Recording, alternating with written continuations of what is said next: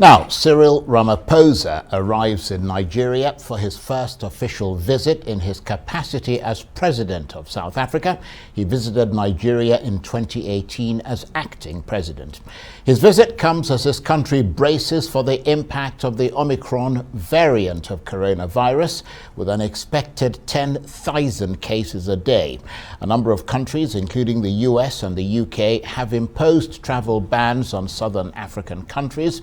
Nigeria has taken a stand in support of South Africa, warning the West against discrimination, as Mr. Ramaphosa called for a reversal of the travel bans. He's seen as being at the forefront of championing the COVID-19 response, both in South Africa and across the African Union.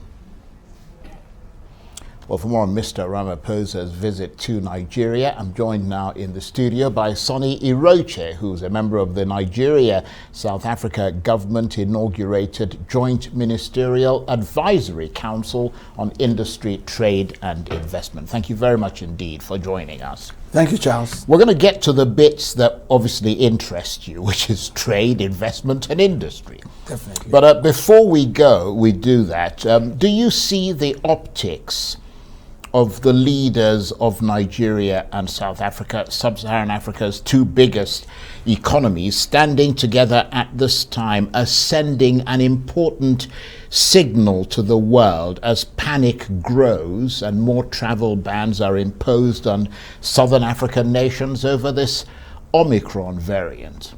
Thank you very much, Charles. I stand with President Ramaphosa and Nigeria's support to say to the West, you can't just single out South Africa and ban. It's a quick reaction. But again, most of these Western countries think first about their countries before you. So it's up to us also to make sure that we work against curbing this COVID-19 that has ravaged the world. We would learn to live with it anyway, because it's probably here to stay for a long time. So shutting down your borders are not the best solution. I think it's a panic situation. Like President Joe Biden said, he said that it's not cause for panic, but it's a cause for concern. So, well, on the one hand, you might not blame the countries that are protecting their citizens. On the other hand, you won't blame the African countries who are saying, look, don't single us out. You know, the fact that South Africa was quick to innocently do the right thing by reporting that, yes, there's a new variant in South Africa, doesn't mean you just slam your doors against them. And of course, the latest evidence is suggesting that the Omicron virus variant was actually in other countries before it manifested in Southern Africa. But beyond the Omicron scare, tell us more about your expectations from this visit as a member of the Nigeria-South Africa government's Joint Ministerial Advisory Council on Industry, Trade and Investment. Okay, great. Nigeria, you know, was at the forefront of the struggle to dislodge apartheid in the 90s. And then the two countries have always cooperated. But we expect the cooperation between Nigeria and South Africa not to be seen as competitive, but rather a collaborative gesture to move the African continent to where it ought to be. Nigeria, being the largest economy, has a lot to learn from South Africa's advanced first world infrastructure, education, medicine and hospital management, whereas South Africa also needs to learn a few things from Nigeria. You see that there's a skewed development from South Africa. They have about 120 companies in Nigeria, posting about they certainly have the business advantage. Yes.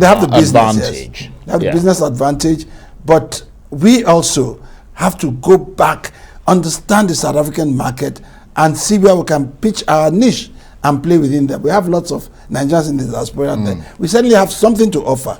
We know that the Dangote is in South Africa in a big way, albeit in a different corporate name. And recently, as recent as May this year, Access Bank has gone to South Africa. And we look forward to bigger Nigerian banks playing in the South African financial institution. I imagine that UBA would join soon, and we'll be able to compete. Well, we'll talk a little bit more about the business side of things, but Nigeria and South Africa have had a lot of issues between them to grapple with, haven't they? I mean, everything from xenophobia to access to markets, etc. How much synergy is there between the two countries as their leaders meet? Okay, well, there are issues that need to be addressed. I had written an article, given my own take. I drew up an agenda of what I think the presidents should discuss. One, the free movement of citizens between the two countries. I go to South Africa very often, and I'm given a 90-day visa, and vice versa. Anyway, you know that in diplomacy is about reciprocity. You do this to me, I do the same to you. If you're good to me, I'll be good to you. No one wants to be better than the other one. I pay you back in your own coin. The UK gives Nigerians 10-year visa. I have a 10-year UK visa. Then I can't get a 10-year visa to an African country, and South Africans can't get a 10-year visa to Nigeria. It's part of what is being discussed in the council.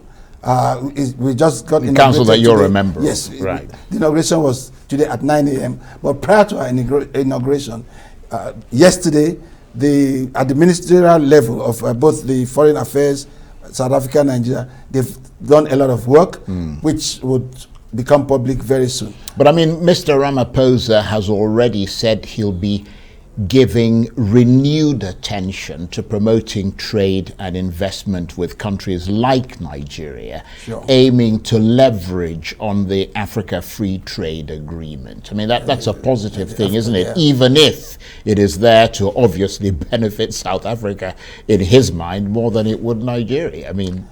Well, Charles, it's up to us as a country to up our game.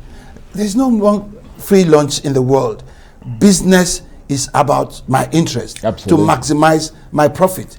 There's no Father Christmas, no Santa Claus. You don't go cap in hand begging. I believe that Nigeria is a great country. We have the potential, but we just have to get certain things right. We must get our priority right, and we must put Nigeria first. Just like President Cyril Ramaphosa is putting South Africa first. No one's going to do it for us. We have to do it ourselves. We have to put our best foot forward. We have to create an enabling environment to nurture business. Businesses will go to where they are being nurtured, where they are respected, and where they are given a pride of place. And in the context of that enabling environment, I mean, it's important for Nigeria to take advantage of this visit to press home its demands, because, I mean, an important aspect of growing the economic relationship between Nigeria and South Africa, as you pointed out, in order to benefit Nigeria more, would be eliminating the bottlenecks in trade. I mean, you know, presumably that is going to be part of this visit, how traders on both sides can move more freely, as you pointed out, within each other's territories. And of course, as you said, visa restrictions, an important part of it. Yes, it is. What we think would come out of Ramaphosa's visit is, one, so many agreements will be signed that will create ease of business between these two countries. There should be cooperation amongst the security agencies. If you have a criminal in Nigeria, that criminal cannot go to South Africa to hide. If you have a criminal in South Africa, it will not come to Nigeria to hide. There will be exchange of information, some kind of policing. And again, what I think we should do in the medium to long term is for us to have road and rail transportation, like bullet train from Lagos to Johannesburg, and to have a huge nuclear power plant that we can generate close to 250, 200 megawatts of power and sell power along the African continent. It can be done. It's been done all over the world. China is doing it. The US is doing it. Even United Arab Emirates is doing it. But in the case of Nigeria, it's always a lot of talk. I mean, you don't obviously represent the government, although you're part of an advisory council that advises both governments. So I'm assuming that you're going to give them the right advice. Because, I mean, if you look, for example, Mr. Ramaphosa is coming with a delegation Yeah. Big delegation from manufacturing, agriculture, construction, consumer goods, renewable energy, healthcare, and pharmaceuticals. And of course, he's going to go from Nigeria to Ghana and then to Senegal. So a real West Africa charm offensive. Why doesn't Nigeria do things like that? Nigeria does things like that. Maybe we don't publicize it as much as possible.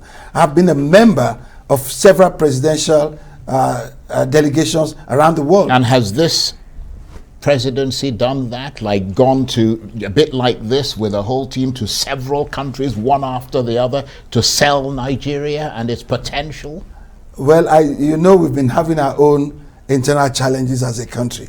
They say charity begins at home. President Buhari presidency came in with this serious Boko Haram and insecurity. So there's so many things happening at the same time. But it's never too late to start. Let us begin. I remember several years ago we used to have economic diplomacy. I was a member of a private sector. We've got about 20 seconds. Okay, you asked the question. Let me answer. We used to have lots of delegations going different parts of the world. Go to China, go to... so you'd like to see that happen again? Yes, I'd like to see it reenacted, yes. Right. Sonny Iroche, who's a member of the Nigeria-South Africa government, inaugurated Joint Ministerial Advisory Council on Industry, Trade and Investment. That's a mouthful. A mouthful. Thank you very much indeed.